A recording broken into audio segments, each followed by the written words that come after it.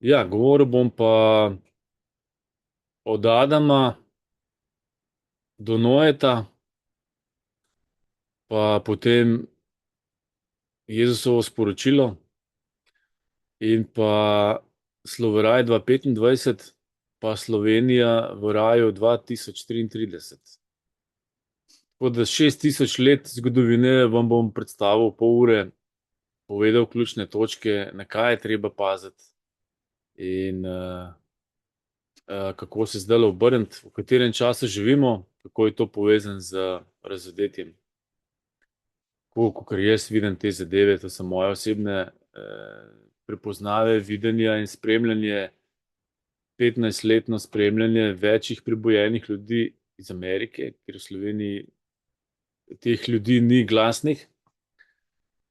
Če pa že so, pa pristanejo na zaprtem oddelku psihiatrije. Tako da sem se mogel obrniti na razsvetljene ljudi čez lužo. Zdaj, ali lahko začnemo? Še minutka Še manjka, minutka manjka.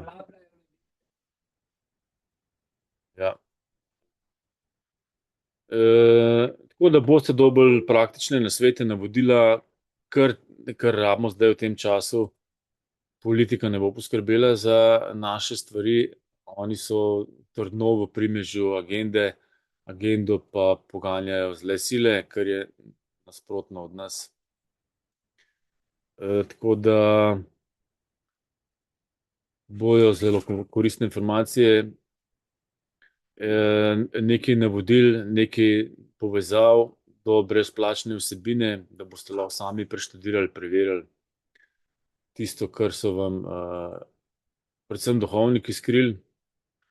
Gre za to, da pač smo v telesu in da je duša tista, ki se mora naučiti stvari na zemlji, kako živeti v božji ljubezni, kako gojiti prave odnose med ljudmi.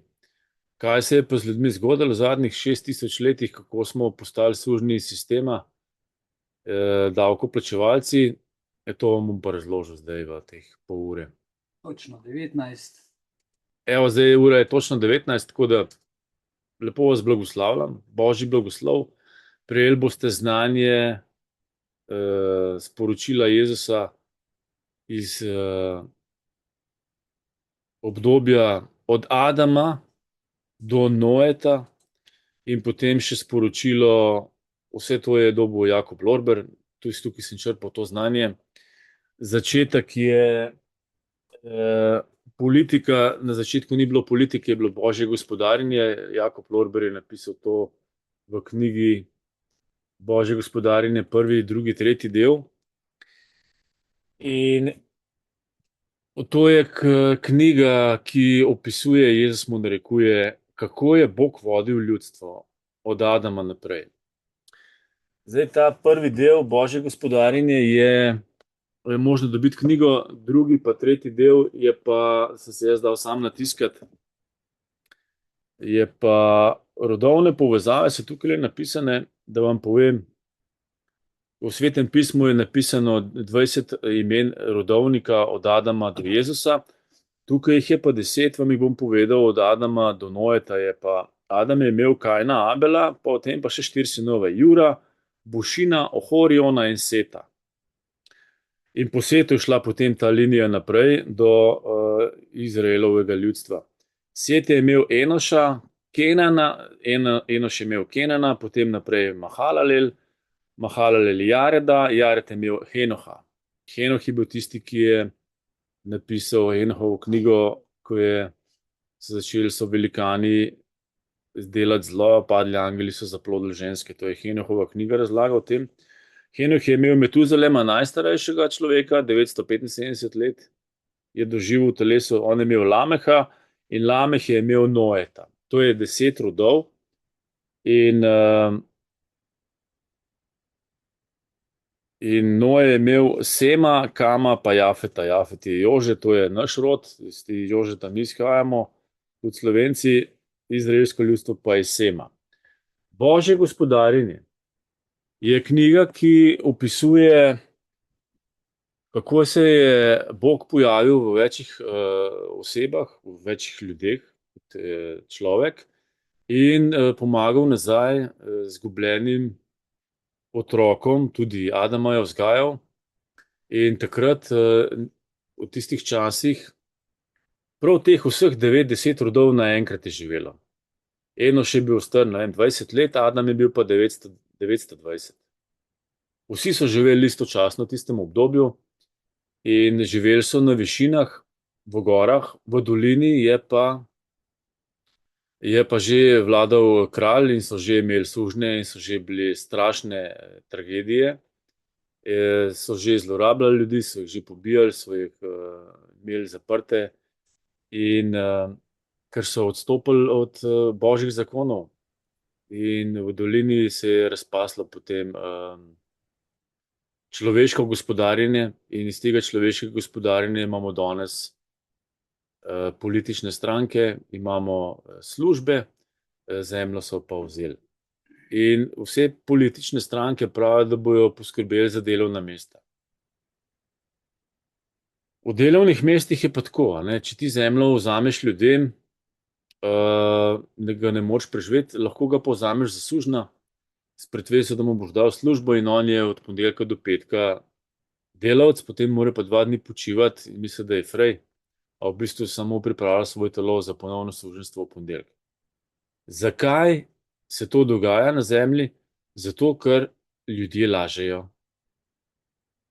Zdaj vam bom povedal primer v povezavi s to afero, politično, s prisluhi, ko sem poslušal pogovor 2 običajnih ljudi, kako komentirajo, da pač predsednik pa laže, da on ne bi smel lagati, da lahko mi lažemo, mi se lahko lažemo, predsednik pa ne sme lagati, se mora pa takoj odstopiti.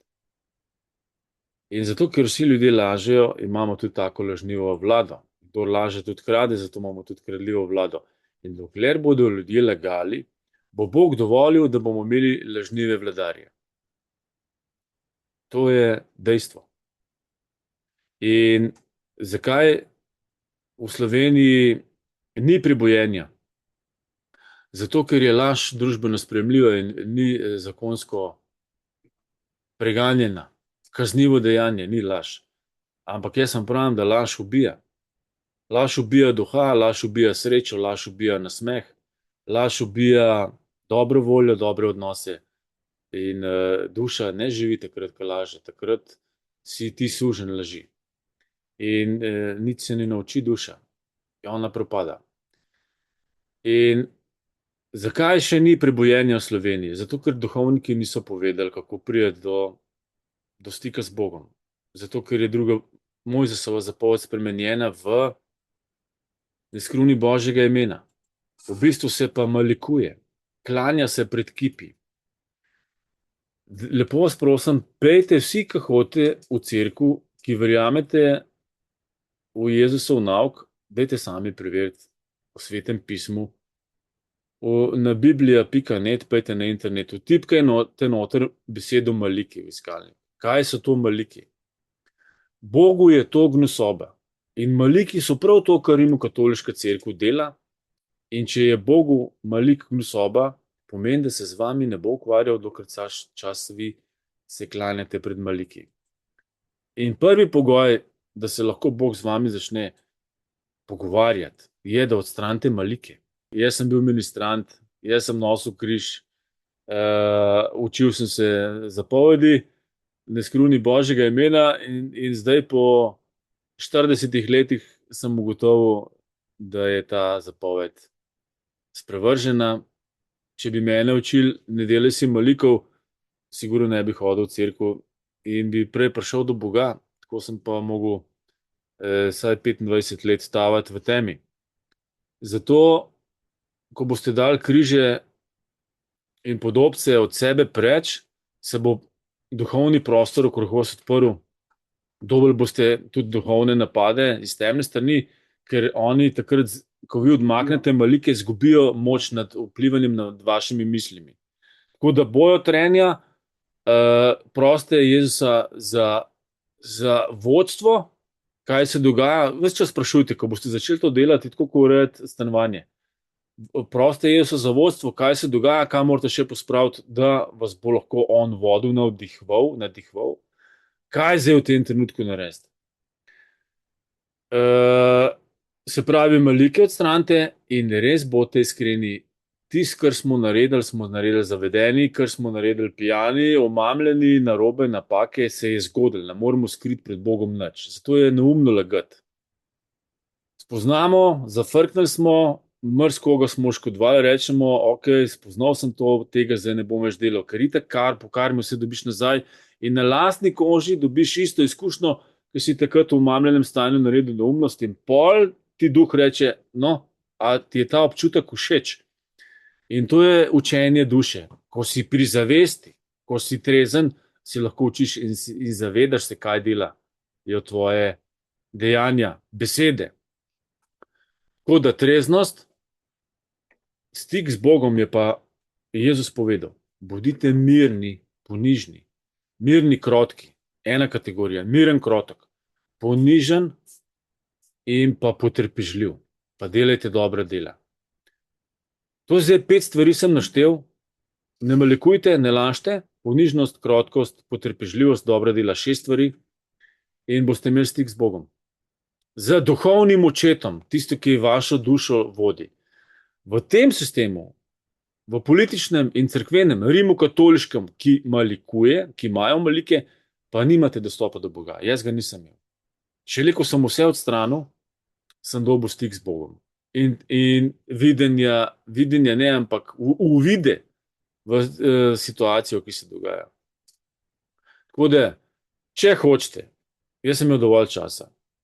Na moji spletni strani na BitChute, CHUT, rodovni vrtičkar, so posnetki besedila, ki jih ne boste dobili. Jezusova mladost je 303 audio posnetki, zvočni posnetki sem bral. Da ste play, po vrsti so naštimani, dol si jih snemte, imejte jih doma, ni vam jih treba brati, ne boste si kvarili oči, samo poslušajte jih, lahko pa tudi berete. Jezusova mladost je gor in že tam noter je napisan, kako pride do Boga. Mirnost, krotkost, ponižnost, potrpežljivost, dobra dela. In kaj je Jezus delal od 1. do 12. leta? Tega v Svetem pismu na to dober. Kaj je naslednja knjiga, ki je tudi na tem BitChute, rodovni vrtičkar? Je 3 dni v templu. Je 33 posnetkov zvočnih, 70 strani je za prebrati, ampak te so zvočni posnetki. In si jih poslušajte. Tega tudi ne boste najdeli v Svetem pismu. V društvu Belis je pa 11 knjig, veliki Janezov evangelij, ki opisujejo, kaj je Jezus počel 3 leta. Od posta v puščavi do križanja je veliki Janezov evangelij, ki opisuje Jezusovo delovanje 3 leta. To so monologi, dialogi z vsemi svetovnimi voditelji z vseh cesarstv.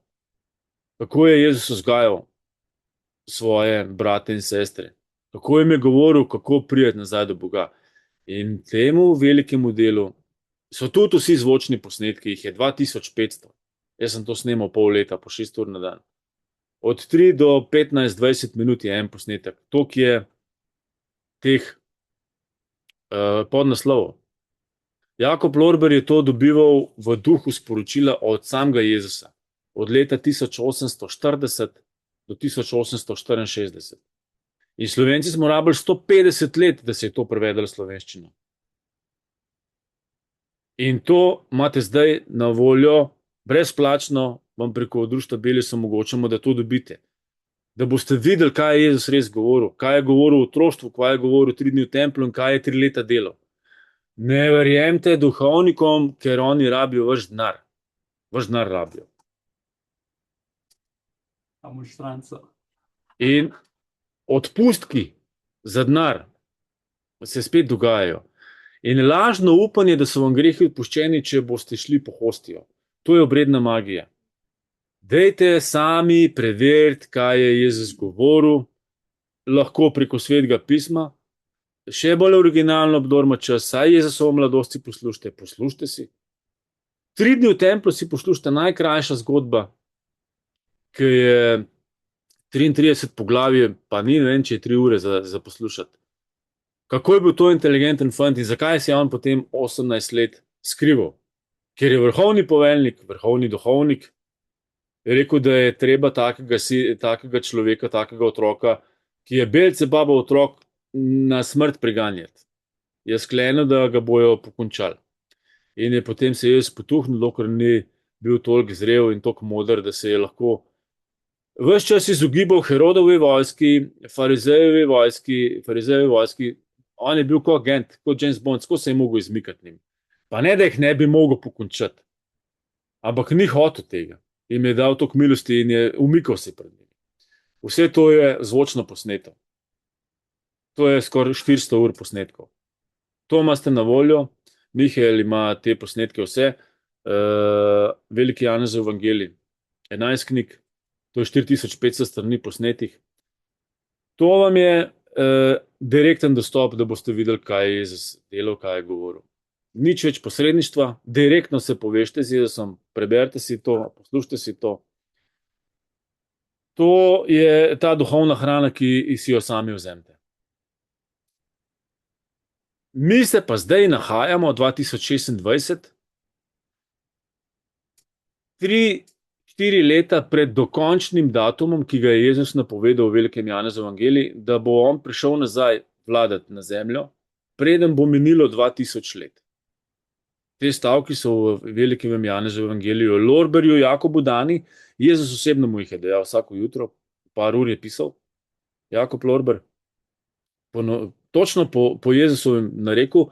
In Jakob Lorber je vse to, kar je slišal, si tudi slikovno predstavljal, kako je to izgledalo. Tako močnega preroka smo imeli, v Sloveniji bil rojen, neznan, ker ga Rimokatoliška cerkev odriva na stran, ker v 8. knjigi je napisan, da bo lažni prerok v Rimu. In zdaj Slovenci imate to knjigo, jo imate v slovenščini, jo imate celo za poslušati in direktno se lahko obrnete na Jezusa. 6 stvari naredite, preberite. Zdaj se pa nahajamo pred apokalipso. Naslednjih 7 let se bo odvila apokalipsa, razodetje. Jaz sem že 15 let prijavljen na več prerokov iz Amerike.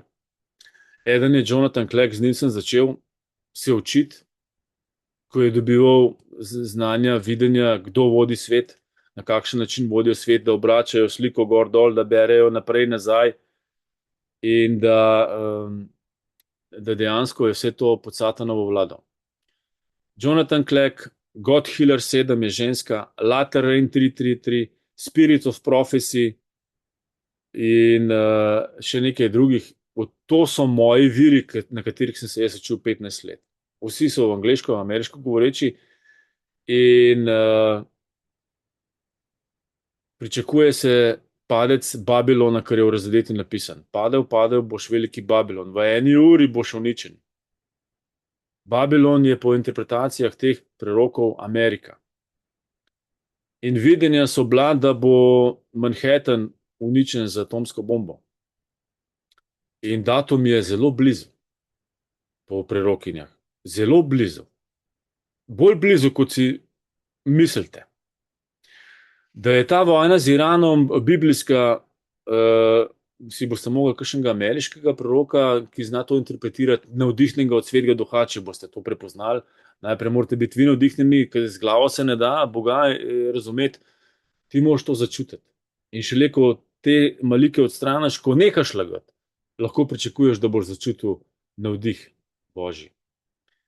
Iran, ubiti verskega voditelja je tako, kot bi ubil papeža. Iran posluje za Kitajsko z nafto in za plinom. In Kitajska bo imela zdaj težave. In Kitajska bo stopila v bran Iranu skupaj z Rusijo in napadli bojo Izrael in napadli bojo Ameriko. In Amerika bo uničena v enem dnevu. Da boste vedeli, da se to res dogaja. Ko bo Manhattan uničen z atomsko bombo, 10 kovčkov nuklearnih imajo pripravljenih, po viditkinji, po prerokinjah, da bojo sproženi. Zakaj pa Manhattan? Na Manhattanu so snemali Seks v mestu. 4 ženske odrasle, ki so vsak petek se šle Seks v mestu. In ta nadaljevanka je bila po celem svetu predvajana in s to nadaljevanko se je cel svet spridil. Zato bo Manhattan dobil bombo. Po pogodbi, po pravičnosti jo bo dobil. In tisti trenutek, veste, da ste v obdobju 7 let, ko se mora razodeti celo odvet. In tale krvava luna polna, ki je bila po preroku, je bila zadnje opozorilo. 3 krvave lune so bile v razmaku po 6 mesecev. 6 mesecev, nič, 6 mesecev in 12 mesecev. Ta 3. marec je bila zadnje opozorilo. In marec je določen za začetek. Nenadoma bo prišla sodba. In uničeno bo Amerika v enem dnevu.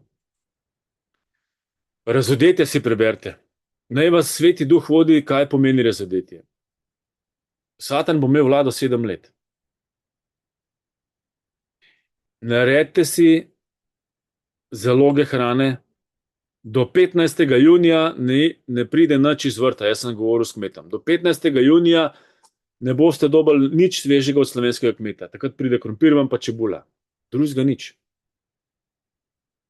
Ko se bo to zgodilo z Ameriko, trgovinske police bojo prazne v enem tednu. Dostop do hrane bo imela samo vojska. Zdaj si pejte hrano kupiti do kmetov, če še kaj imajo, pa mislim, da imajo že prazne kašče. Do 15. junija si naredite zaloge hrane, zdravil, vode, pa berite Svet pisem, da boste dobili navodila, kako se obnašati.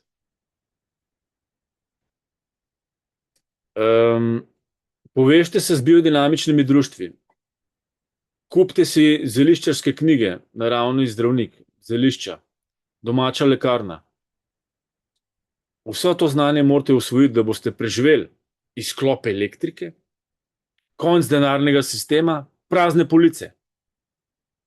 Vi morate biti toliko samooskrbni, da imate vse na svoji posesti oziroma v svoji okolici. Če nimate, naredite si mrežo ljudi, enega kmeta, ko kmetje ne bojo imeli nafte, ne bojo se mogli s traktorjem več voziti in 100 hektarjev obdelati. 10 minut, če imamo.